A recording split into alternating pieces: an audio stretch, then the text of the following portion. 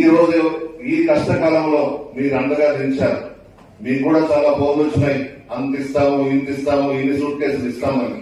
మాకు సూట్ కేసులు వద్దు, మీరు ఇచ్చే డబ్బు వద్దు, మాకు పార్టీ కావాలి, జగన్ కావాలి, ప్రసన్న కావాలని చెప్పి నిజాయితీగా నిలబడ్డారు.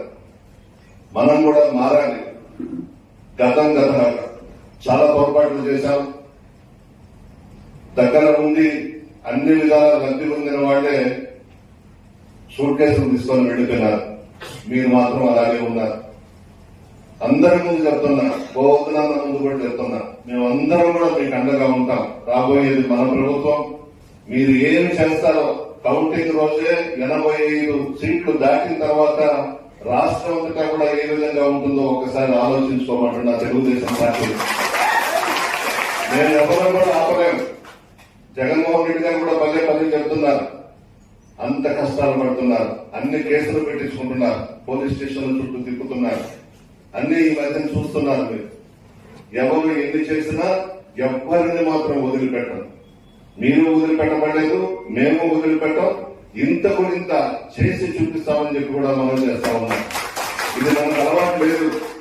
ఈ విధంగా రౌడీయిజము, గొడవలు, పోలీస్ స్టేషన్ల చుట్టూ తిప్పడం మనకు అలవాటు లేదు. ఈ రోజు మనకు నేర్పిస్తున్నారు అన్ని కూడా. మనం కూడా అంతకన్నా ఎక్కువే చేస్తాం. మనం ఇళ్లలో కూర్చోబడేది అధికారం వచ్చేసిందని చెప్పి వాళ్ళు ఈ రోజు చేసే ప్రతి దాడిని తిప్పి కొడతాం. మనం ఏదో చూపిస్తాం, ఇంతకన్నా ఎక్కువ చేసి చూపిస్తామని చెప్పి మనం చేస్తా ఉన్నా. ఈ రోజు నెల్లూరు జిల్లా తీసుకుంటే కాకాని గోవర్ధన్ రెడ్డి గారు పార్టీ అధ్యక్షులుగా చాలా కష్టపడి పనిచేస్తా ఉన్నారు. నిత్యం పత్రికా విలేకరుల సమావేశం పెట్టడం, ప్రభుత్వం చేస్తున్నటువంటి తప్పిదాలన్నీ కూడా ప్రజలకు తెలియజేయడం, చాలా కష్టపడి పనిచేస్తున్నారు.